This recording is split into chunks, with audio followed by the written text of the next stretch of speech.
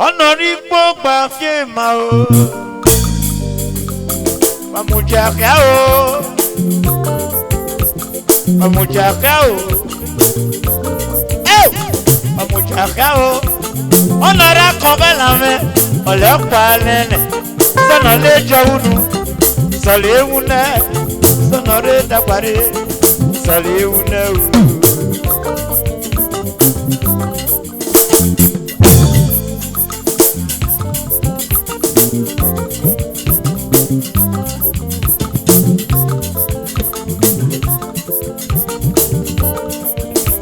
Jazibi Honorable Bafie Mae all the way from Torino Chasio Oya Pukma Bulu never me Jazigi Bulu never me B&B Bonnie Petron got an social press Kola Jime no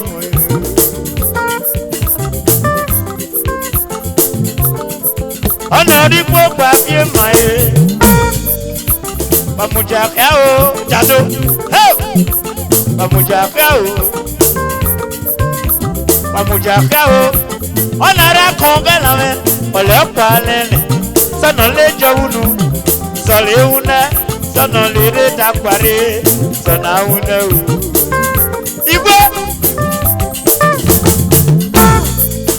Idewe no mo Igwe Je Jadewe no dodo Oya dodo Jado no mo Igwe no dodo money B&B Uru never me Lorenzo Ovi Pasaja Eli you sing the way Kodubele Togo President Kodubele Hello Indomitable President Evans Dadu President Atani Social Press Igwe no mo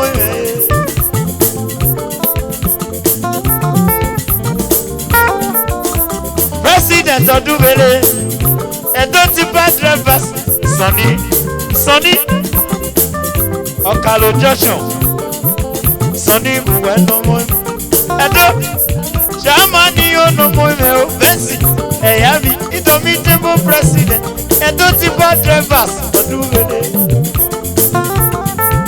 Nigeria no mo Osakachi Obiarefo Oyu geru mu Odubele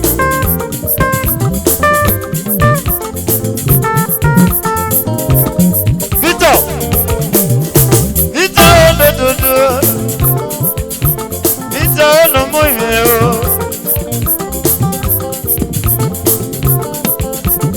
Betomo Nigeria Limited Aroti Hotel Yabo Dubele Sunday do my in-law Sunday no mo Aroti Best Hotel Ade momo we no mo Torino Betomo Ulu never me Sunday do Yebo ilo Betomo we no mo Honorable Bafie Omo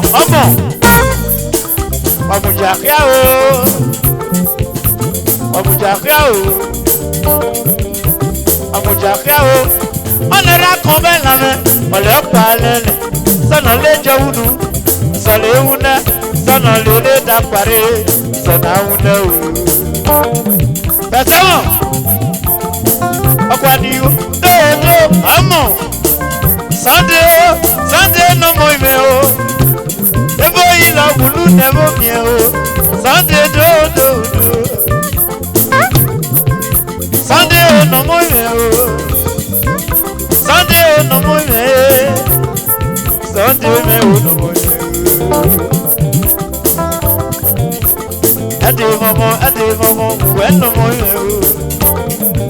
Sunday do Sunday Bulu never me Sunday me no mo Ejina God is good do. O soja. Ekwe me o no mo me. Christian, God is good. Odume, original engineer. God is good. Alimo Sonoria. Oyeria. This now do. Igalo. Osai. Aleko do. Aleko gwa no mo me o. O soja e.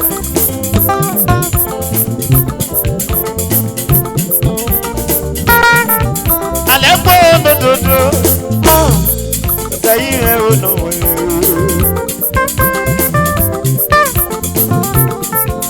Onori gbogbo afema amujaka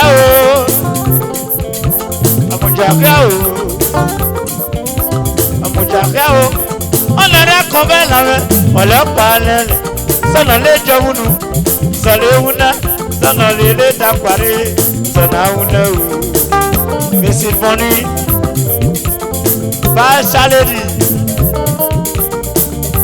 Kristo uwenu moime o adekwo no do. Mrs. Money we o no moime. Mrs. Bolaji o no do. Mrs. Osato adekwo mi o no moime. Bolaji mommy do. Mommy o no moime o Kristo do.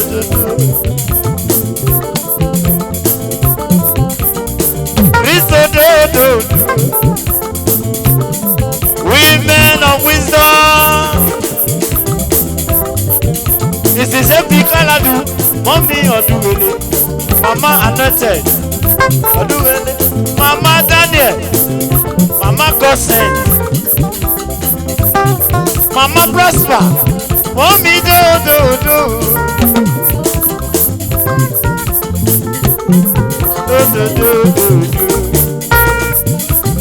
Mrs. Davidio do. Oscar Meme Mrs. Akadagodo Mommy Oduwele Mama Obute Mrs. Ikweya Mother of the house Madam Police, when no more. Honorable Papiema, Amujagao, Mrs. Commissioner, Charity, Women of Wisdom, Mommy, Mrs. Commissioner, Mama Maswell. Mommy o do. Abakale o do.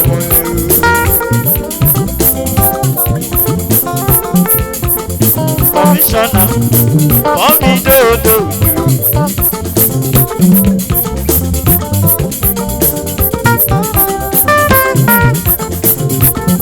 Honori poko afema. Amujaka o.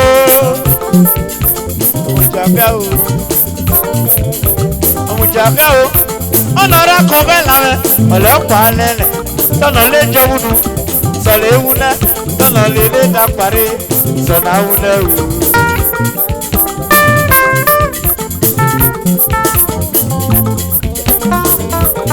papa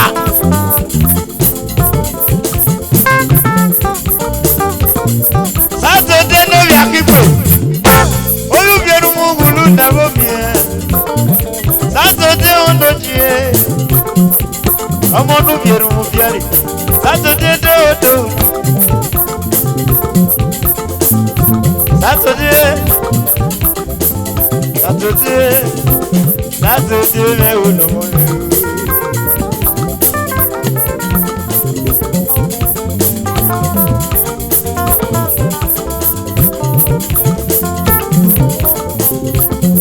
hello. Honorable Papiema,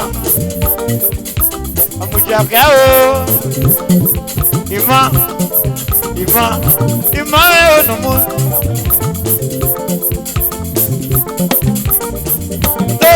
Do Saturday. Oh you pieru mugulu never be. Saturday no do. Saturday we no mo ye. Oh ya ki pe do. Oh we want. Odugele. Saturday o ka ye. Onori pokwa fie maye. Amujaka o.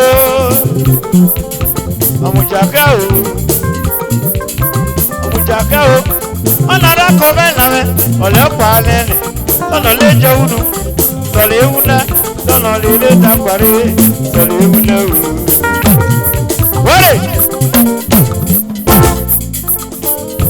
What everywhere good. What Obi me muza ya godu welere. What testimony Lord Jamba. Hello. Testimony Lord Jamba godu welere. What do. Testimony on the 25th life in Benin. Omo no ye le woli go. Hello. Amujaka o. Onori popa kema o. Onori popa kema. Opute. Onori popa kema. Aziza elotie. Onori popa Aziza. Opute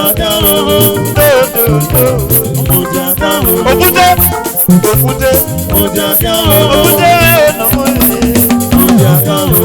Onori popa kema o.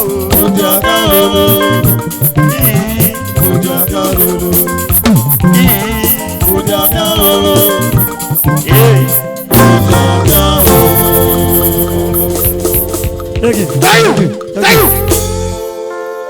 Osekwe, alego sekwe. Osekwe, alego sekwe. Ale na sote, akoki joseme. Ale osekwe. Ale osekwe. Ekwedion, bezi Fama. All the way from Fama City. Ekwedion, ale osekwe. Ale osekwe. Ale osekwe. Ale na sabo jose, akoki joseme. Odion. Ology, mommy no.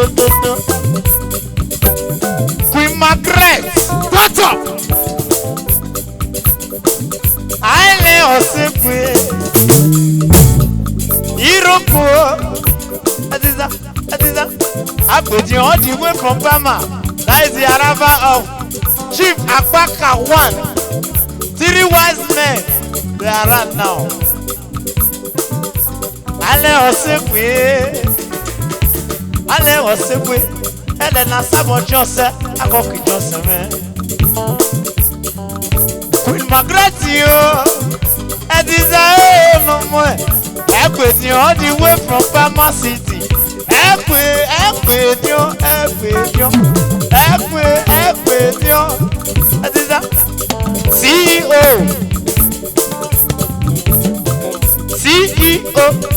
Ghost Time Hotel. Ale osekwe itao. Ale osekwe. Ele na sabo jose akoki jose me. Ale osekwe bakumo. Chief Prince Odumene. Chief Prince do.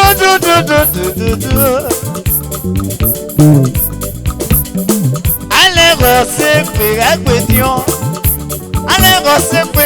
Elle na sabo jose akoki jose. Ton by ton. Na ton by ton. Na ton by ton. This life na ton by ton. Egbedio. Chief Prince She's all the way from Ubiaja. Iroko. Dr. Iroko. Mrs. Ida. Mama Ghost time. Mama Blessing. Mommy Junior. Mommy oh do do do do. Everything oh do do do do. Aziza. Aziza. Hurry. Allez recevoir. Allez recevoir. Allez recevoir. Elle est là sa voiture c'est à quoi que tu sais. Allez recevoir. This life not turn by turn. They will get money. They know they do chon chon chon. Quand on rappelle, c'est le yeah. Ingrédients. All the way from Bama City. Successful millionaire. Ingrédients. Money na water. Aziza na water. Ingrédients. Aziza. Aziza. Aziza. Iroko. Iroko. Iroko. Iroko. Iroko. Allez recevoir your man. Allez recevoir. Elle est dans sa voiture, c'est à quoi que je sais. This life man turn by turn. Aziza, Aziza, Aziza, do. CEO, Ghost Time Hotel. Ingrédients, Bama Machine. They will get money. But no, they do chon chon chon. Aziza!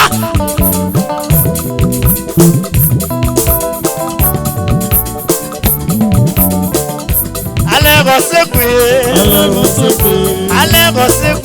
Allez recevoir. Elle est là sa voiture c'est à quoi que tu sais. Allez recevoir. Aziza ouais mais banana. Hey! Ingrédients Pama Meshi. Successful millionaire. Aziza. Ingrédients do. Ọmọ náà yẹ lè Pama. All the way from Pama City. Testimony Lord Champa. Successful millionaire. Ingrédients. GPC do.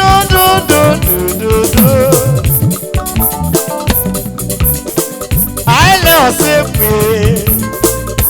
Turn by turn. I say pray.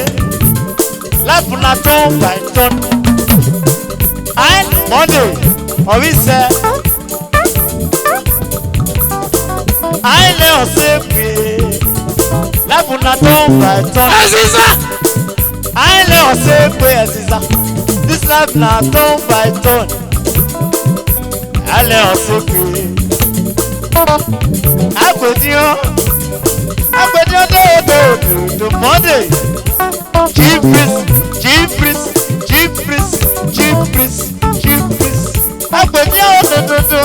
All the way from Pharma City. Pastor Jeffrey. Successful millionaire. Apostle Jeffrey. President. Pima. Uromi chapter. Allez recevoir. Allez recevoir. Allez dans sa voiture c'est encore que tu sais.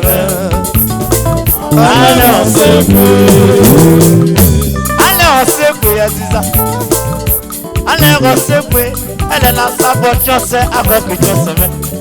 Apostle Jeffrey. Allez recevoir, Aziza. Allez recevoir. This life na turn by turn. Aziza. They will get money. But no, they do chon.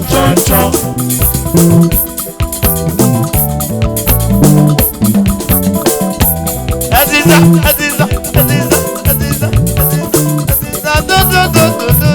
do. My lovely brother. Allez en secouer, et mon apona, allez en secouer, et mon apona au pas mais non quoi non. Ils en ont pris, ils en ont mou. This life na turn by turn. Today be your own. Tomorrow be my own. Manager. Aziza, Aziza, Aziza, no, Aziza.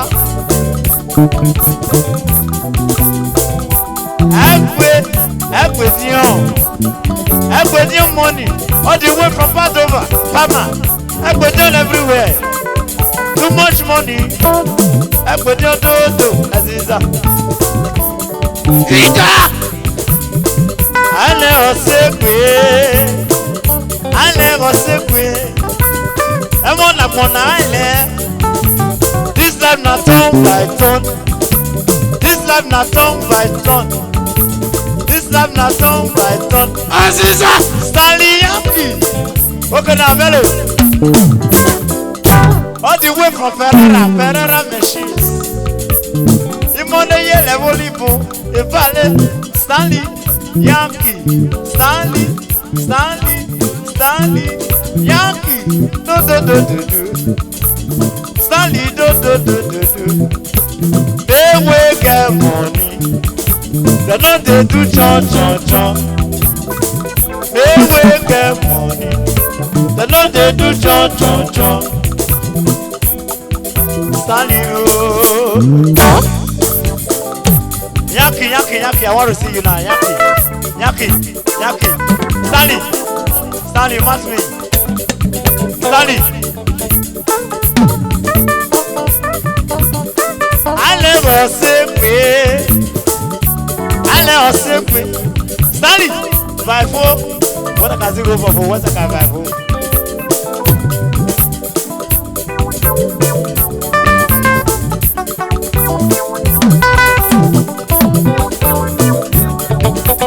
Sonny Tete, successful millionaire, all the way from Europe. Sonny Tete, they will get money. They don't do chon. Aziza, yeah. Ale osekwe. And the last of Joseph, I got Joseph. Sonny Tete. Sonny Tete. Forgiano Signora. Tete money. Forgiano Signora. Sonny Tete. Senior man. Tete. All the way from Europe. Sonny Tete. Stanley Yankee do. Stanley. All the way from Europe. Omono yele volipo. Stanley, my classmate. Stanley, my classmate, yo. Stanley, do. Stanley, Yankee, do. Sonny Tete. When we got money, Stanley, the Lord they do chon. They will get money. The Lord they do chon.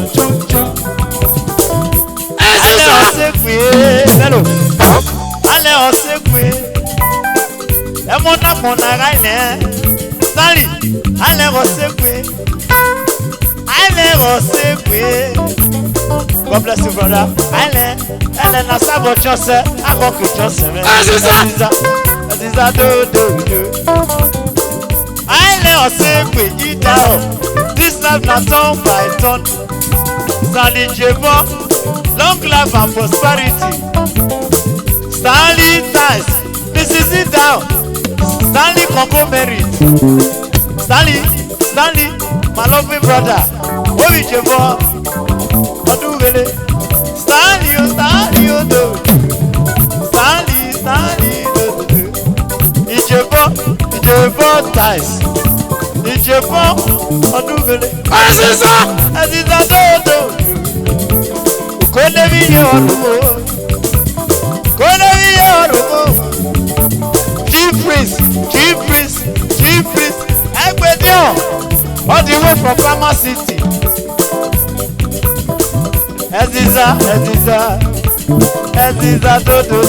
Aziza, they will get money. They don't do chon.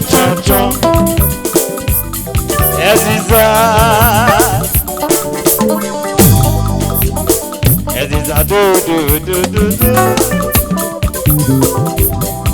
Successful millionaire.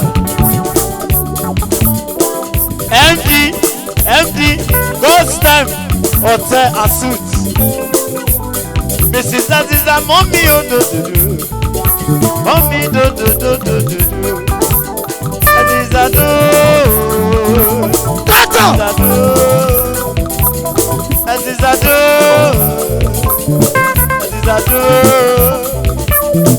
Ale Osekwe, brother.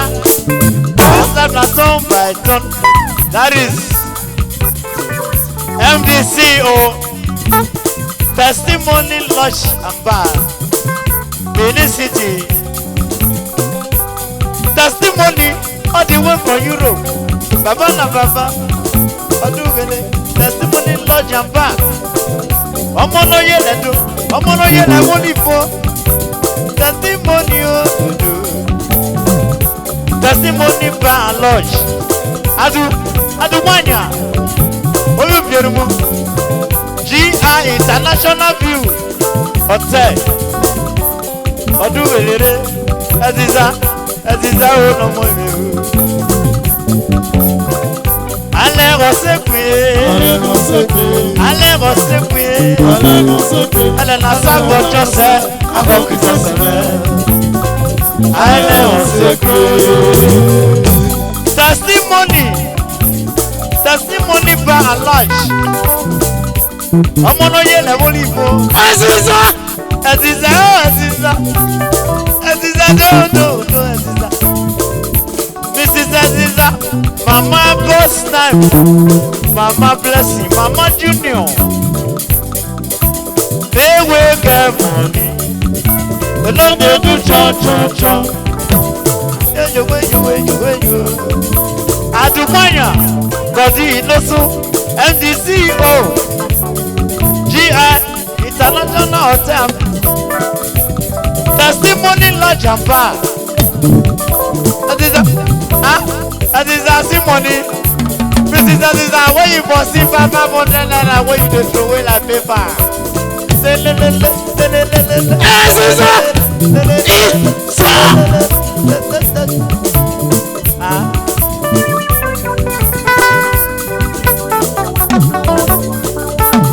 Testimony, Obi Romi, Odugele, Ocho the 25.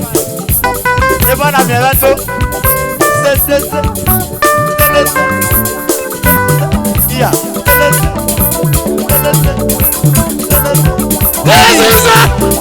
Aye. Testimony Bar and Lodge. Hey. Aziza. Testimony. Hey. Sakwasa na sakwasa. Aziza. Agodio. Sakwasa na sakwasa.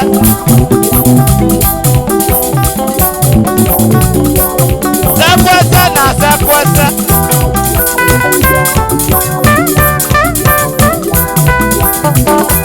Agodio. Mama City. Aziza. Okay. Una front come. Agodio do. Ale Osekwe. Ale na sabo chose. Abokito sebe. Agodio ale Osekwe. Agodio. Aziza. Money na water.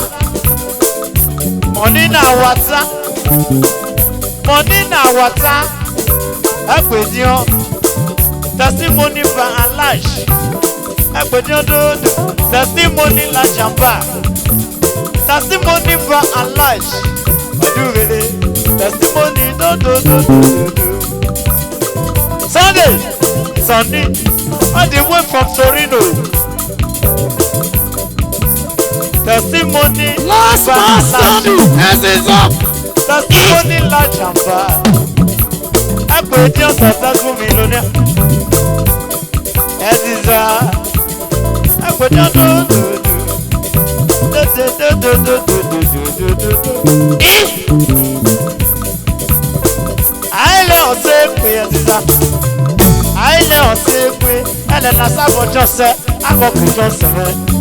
life not turn by turn. This life not turn by turn. This life not turn by turn.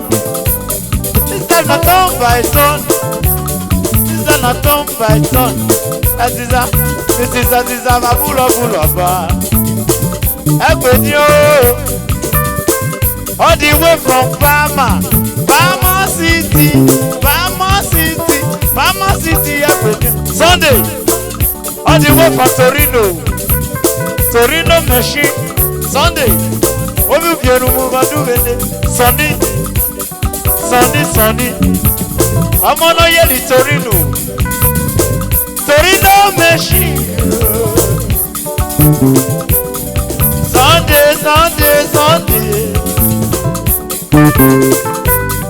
Sunday. Ukmokwe me Kennedy. Sunday bezi Torino machine. Sunday no money. Sunday.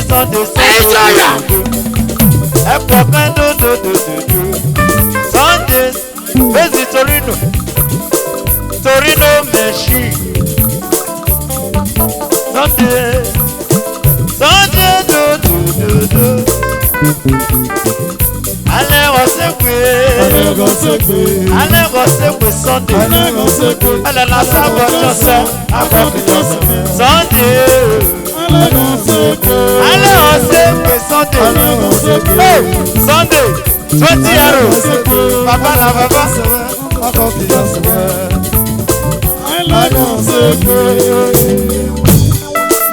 Omo ye la Abuja.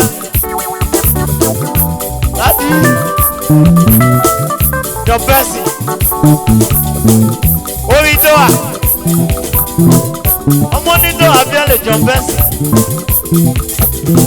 Daddy ya Baba Baba Matthew Bello. Matthew do. They will get money. They love they do chon. Don't Bessie, I'm on your Abuja.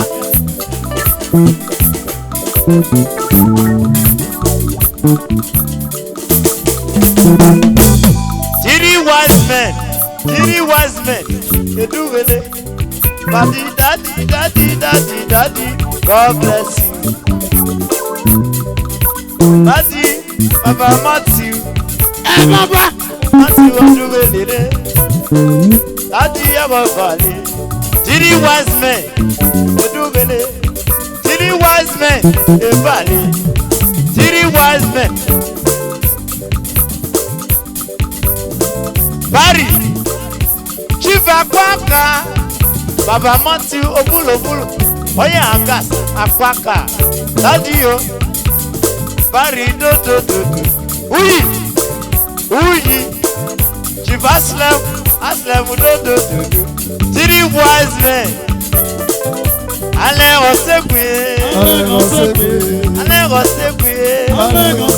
Elle n'a sa voix,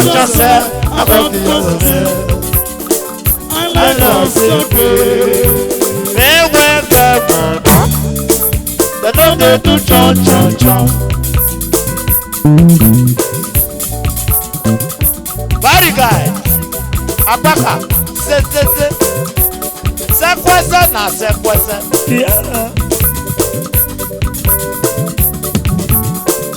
Apaka oye, Three wise men. Ena kuta ebale. Bondo. Chief Agbaka. On the way from Okuta. Chief Uyi do. Chief Aslemu do. Aslemu do.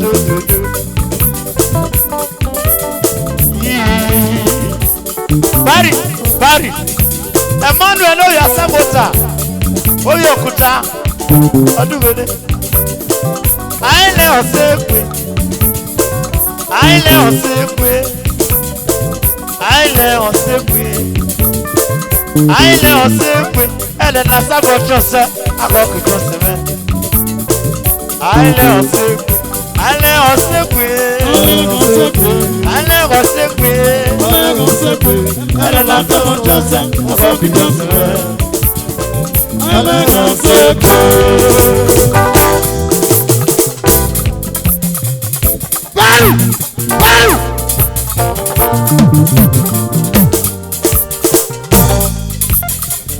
Bari do.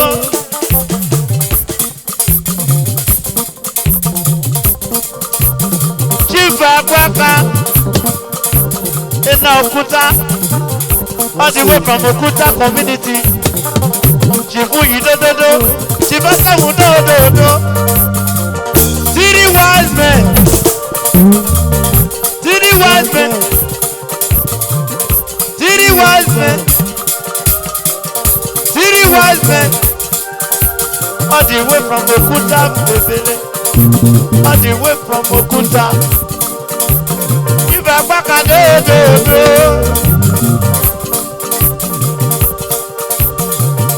Agbaka do. Bari weno vya samota. Emmanuel mendo vya samota. Emmanuel no vya samota. Ọmọ bá máa lè jà. Ọmọ bá máa lè jà. Ọmọ bá máa lè jà. Emmanuel no vya samota. Emmanuel no vya samota. Chief Uyire ode baba. Chief Astamura ode baba. Agbaka. Chief Ota Agbaka. Agbaka do. Bari me ode baba o. Chief Ota Agbaka. Agbaka do. Agbaka.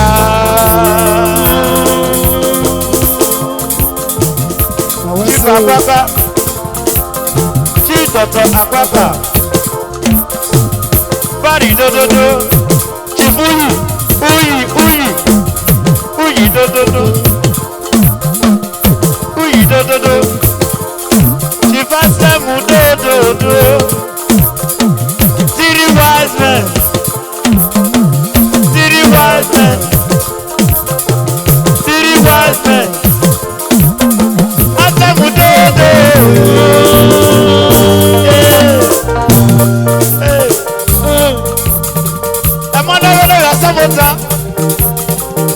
Emmanuel vya samota. Chifu Uyi. All the way from Okuta Ebele. Iyebele Edubelere. Chidoto Agbaka. Chidoto Agbaka. Chidoto Agbaka. Bari no vya samota. Ọmọ bá máa lè jà.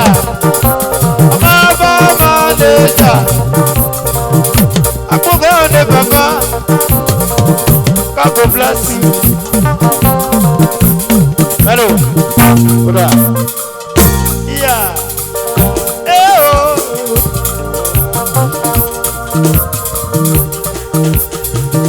Commissioner Kaladu. Oda.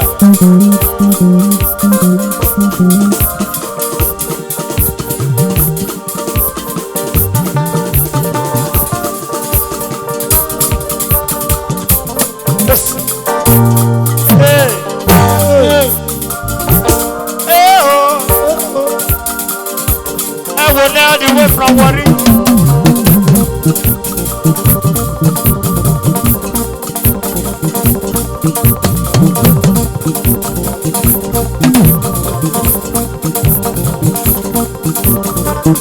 I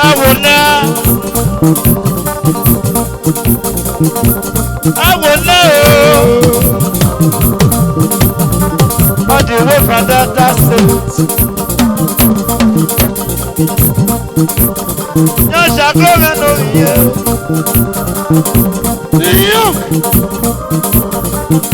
Babulo. Babulo. Babulo.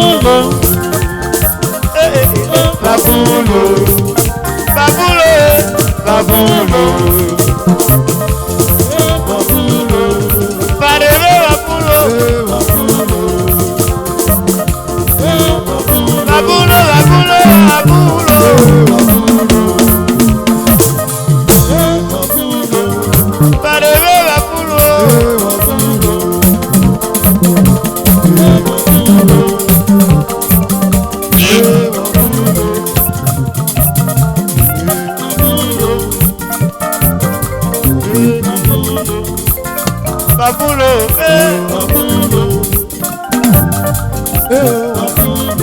Barebe babulo, babulo,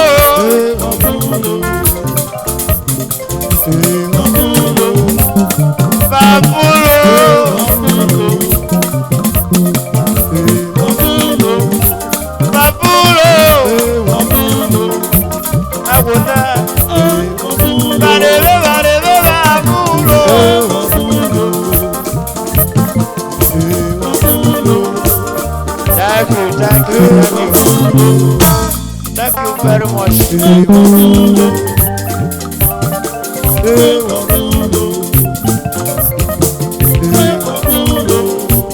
Sunday mother, Sunday mother,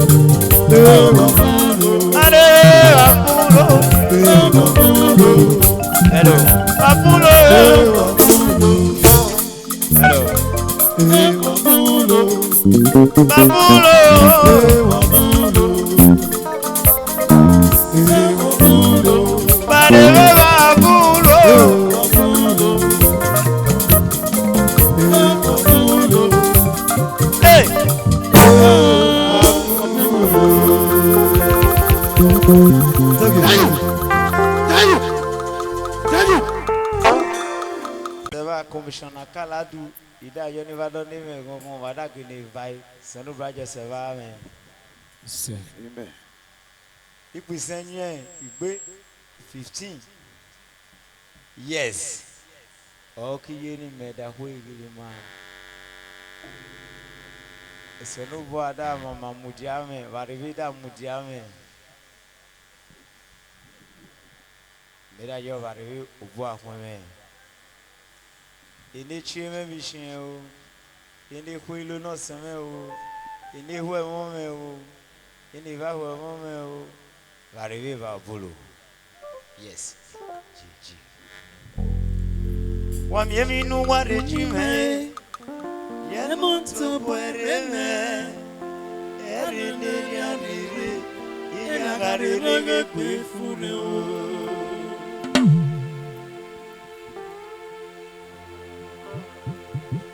Wamiemi no warejime Yanamoto Puereme Erino Janire Uju warege Pefureo.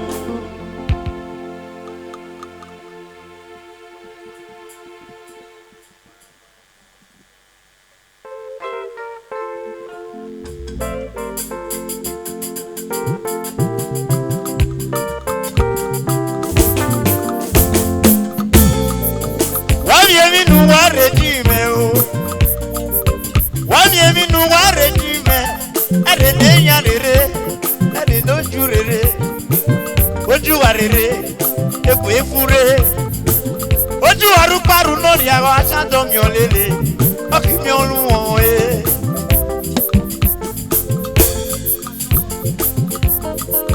Ẹ̀rù ní ọkà yìí.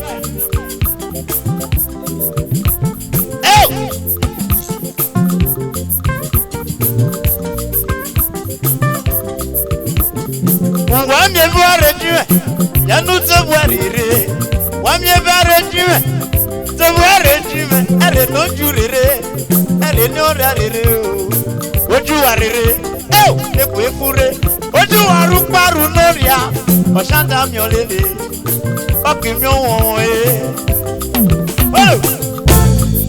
Sando je yego dugelere o. Oyi duwo ko je go dugelere. Sando je ono je. Anoje yego dugelere o. Anoje.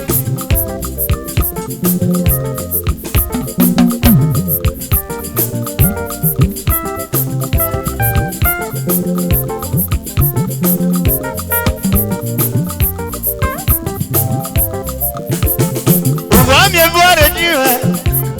boire jime. Oh, to boire me. Ere no jurere. Ere no riarere. Ere no jurere. Ere no riarere. Oju are mi noria. Ekwe fure. Oju are mi noria. Ekwe fure. Paru paru noria. Ashando miolele. Okimiolu oe. Inemenoji. Mrs. Maria Kaladu. Krista, second in command. Krista Kaladu, you go do it. Inemenoji. Uwami ebuare jive. Tubuare jive. Uwami ebuare jive. Tubuare re. Ere no jurere. Ere no riarere. Oju are mi noria. Ekwe fure. Oju aru paru noria. Ashado miolele. Aku edo. Oh! Krista Kaladu. Krista ye oju vele Monday. We be ama over that side. Monday do.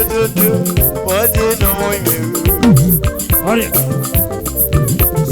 Uwami ebuare jime. Tubuare. Uwami ebuare jime. Tubuare.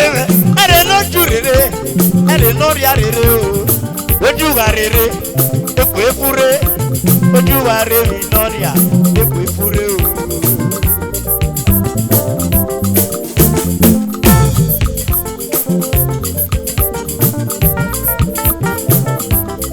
Christian Kaladu ye go do gerere. Christian go do gerere. Obi Kaladu gulu never mie o. Monday, ama. Monday, Christian me o no ye.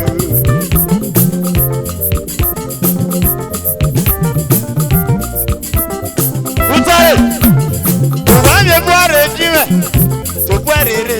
Uwami ebuare jime, tubuare jime. Ere no jurere, ere no riarere. Oju galwe mi noria, ekwe fure. Oju waru paru noria, mashado miolele. Oki miolu oe. Apo semenda, oni Jesu regele na.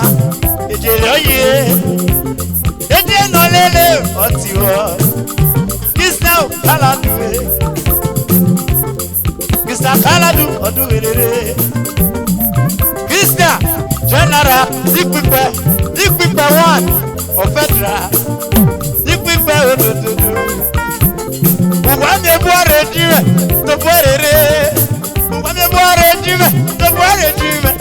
Ere no jurere. Ere no riarere. Ere no jurere. Ere no riarere. Oju are mi noria. Ekwe fure. Ekwe forare. Oh!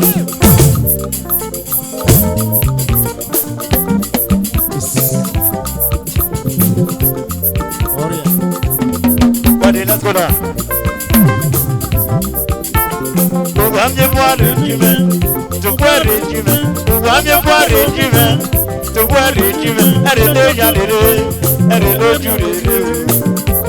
Oju are re ekwe fure. Hey!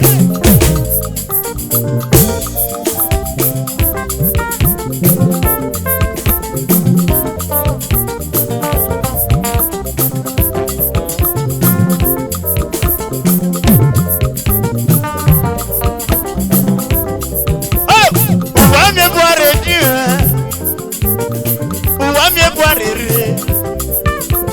Ere no jurere. Ere no riarere. Oju are mi noria. Ekwe fure. Alwe mi noria. Ekwe fure. Oju aru paru noria. Ashado miolele. Oki miolu omoe. Ele se. Iya. Se. Iya. Se. Hey. Se. Ready. Oh. Hey.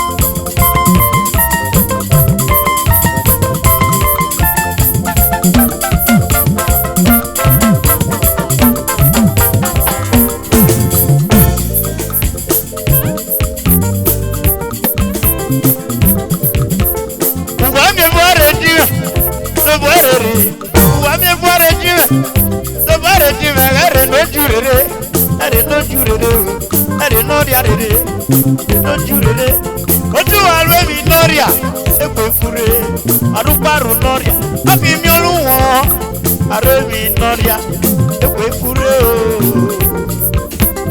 beno wa mi fare jiwe to fare jiwe wa mi fare jiwe to fare jiwe are no jurere are no jurere oju arere ekwe fure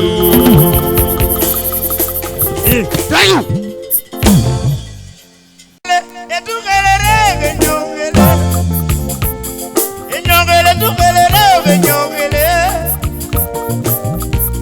Boni no ya fama Yede nyongele dugele oge nyongele Boni oge nyongele Afama ge nyongele Afama ge nyongele Yede nyongele dugele oge nyongele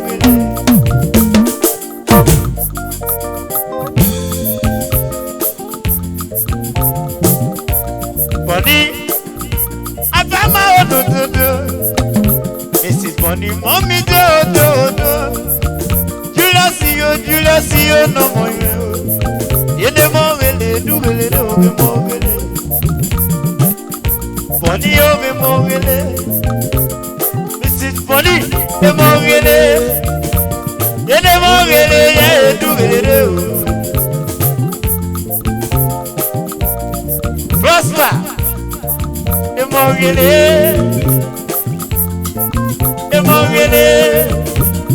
de mogele ye dugele Junior Boni we odododo Kone mi ye orumo Boni we odododo Yede mogele dugele Boni ye mogele Afama ge mogele Emogele Julius Boni yo emogele Ede mogele ye dugele Boni hu eno moime o Obi utako ye bo dugele Boni we ono Julius Boni Obi utako dugele Boni do Boni we ono moime o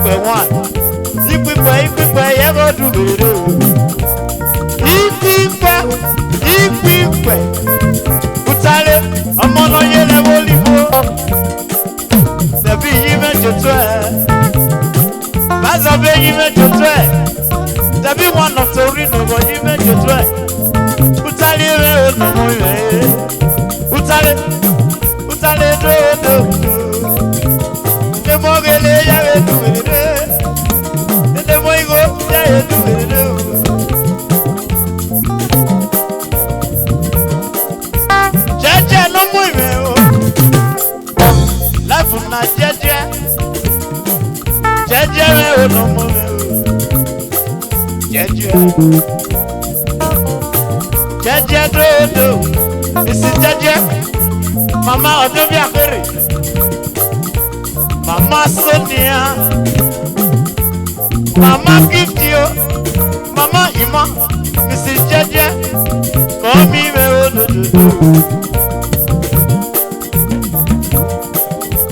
Okodua. Junior show promoter. Gabriel. Kebuye. Gabriel no more. Obi show promoter. Oduwelere o. Gabriel no more. Yede mogele ya eduwelere. Yede mogele ya eduwelere. Gabriel no more.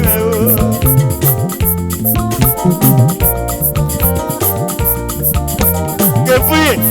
Adina Gabriel. Obi show promoter. Obi apadro. Gabriel no more. Matis you no more. All the way from Torino. Matis. Obi show. I'm on a yellow olive. Obulo.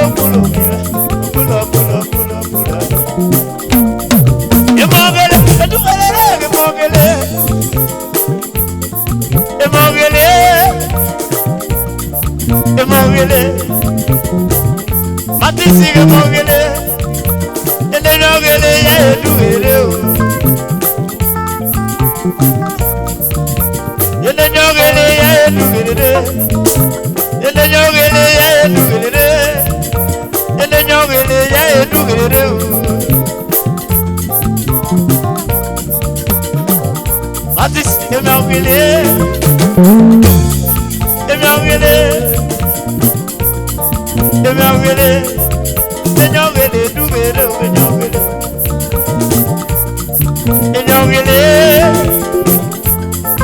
enyogele Matis shop promote enyogele dubere enyogele ogedete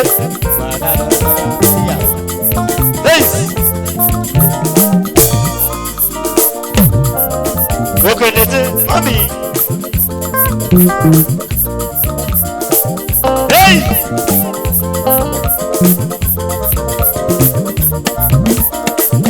General, if we pay, you want to get it. You marry you do.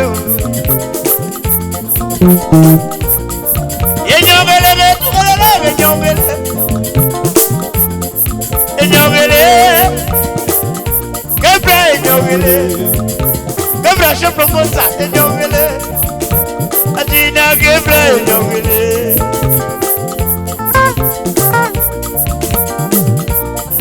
Enyogele.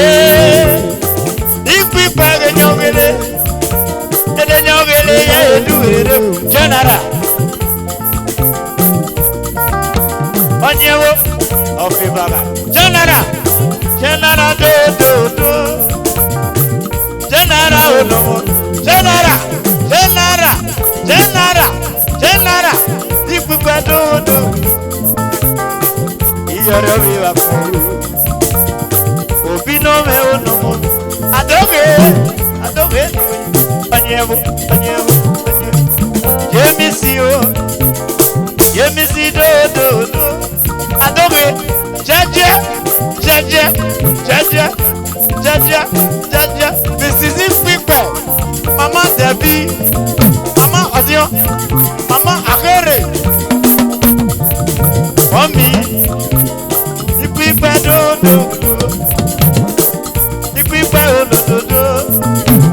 Enyogele ya eduwele. Enyogele. Jaja. Papa Odobia Ferry. Papa Sonia.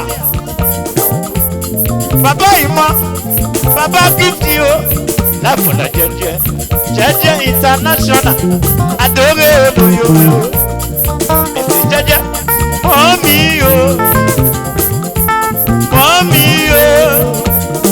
Jaja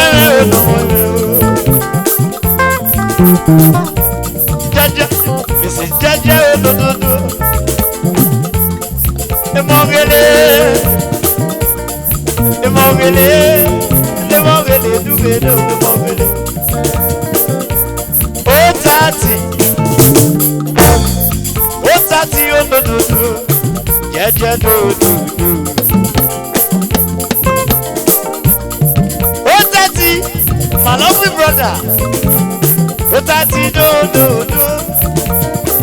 Oh, Tati, oh, no.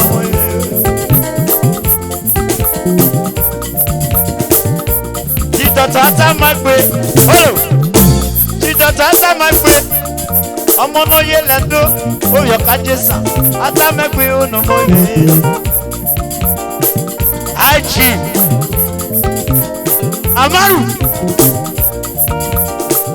Amaru, oh, no more. Ata my way, do. Ata my way. Yeah, no, see, yeah, no, see, you're lover. I do really. Ata make you no more.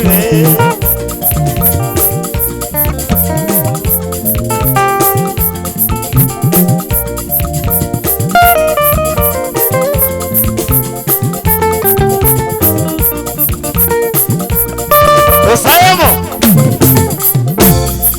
Samuel no more. Oh, you sayamo. Oh, you koni yawa do really. Audio, very quick way, my lovely sister. Audio, me no more. Some do. Audio do. Audio me no more. Some no more. Mama Chichi. Audio do, my lovely sister. Audio, some no more. Oh, you say your mom went no more.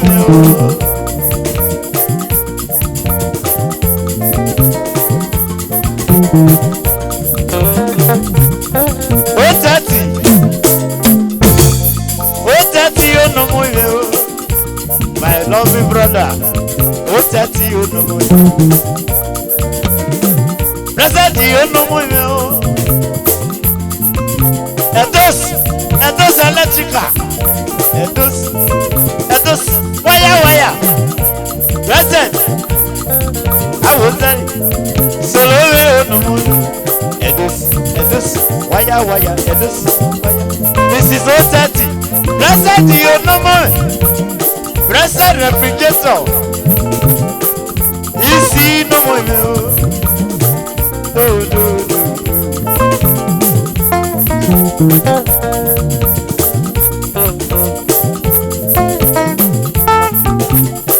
Fire. Oh, you will never be. Then I am mere. Oh, you and I am mere. Well, no more. I am mere. No more. I am mere. Mama. Noma is God. This is Noma is God. My lovely sister, Noma is God. We are voice. Mama moonlight. Mommy, Noma is God. Mommy.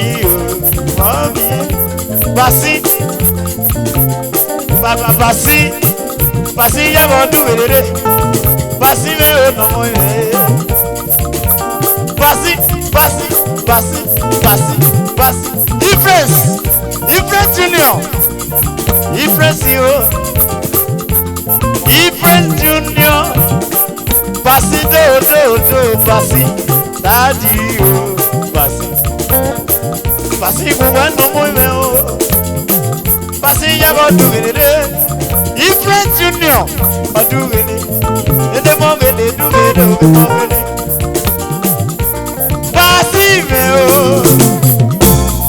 Passy, a bula, bow.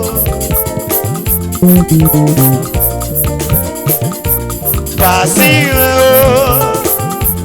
ever do it. Different Junior, I get it.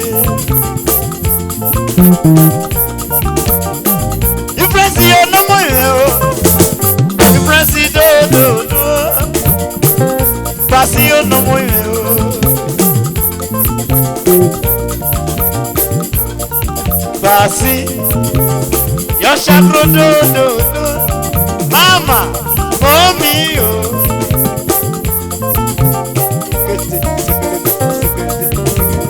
Ah, if friend you know, you ever do. Basi. My lovely brother, God bless you. Basi, successful millionaire. Basi, me no more. Basi do. Ah, Basi, abula bao. Basi me no more. Basi, daddy, Ifres Junior.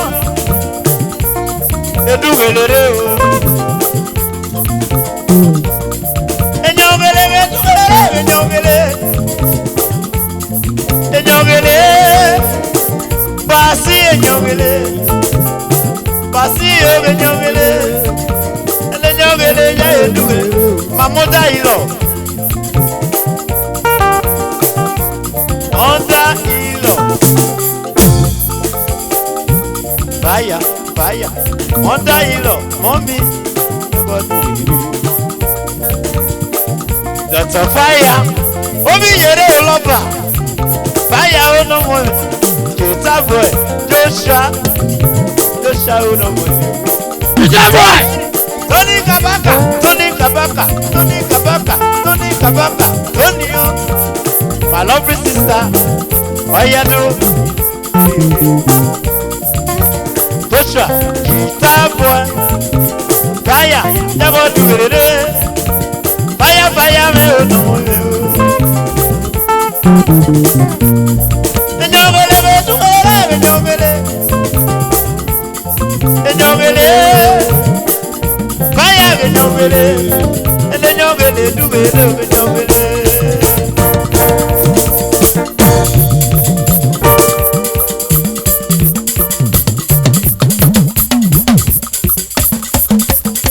Mrs. Alaso Kodri, I love you, sister.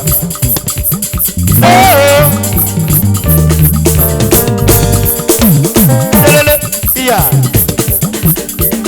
Oh yeah, tiri. Oni anodie.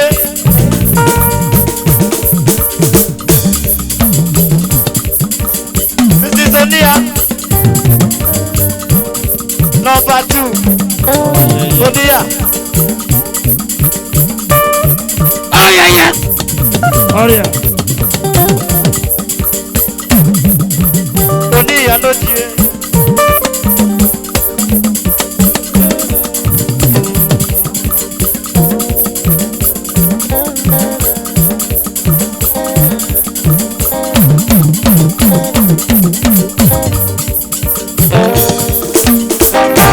Akotopila, Prince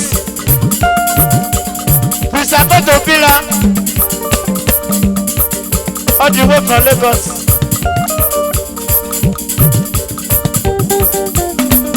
Udo, Awano, Abiola,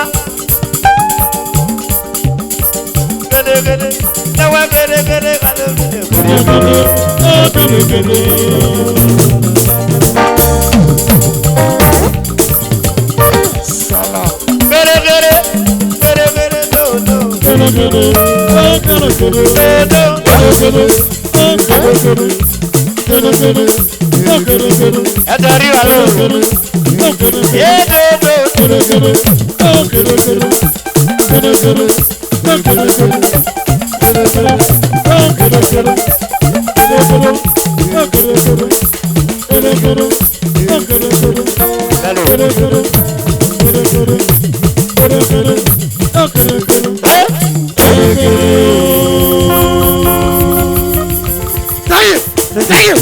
Salah. Thank you.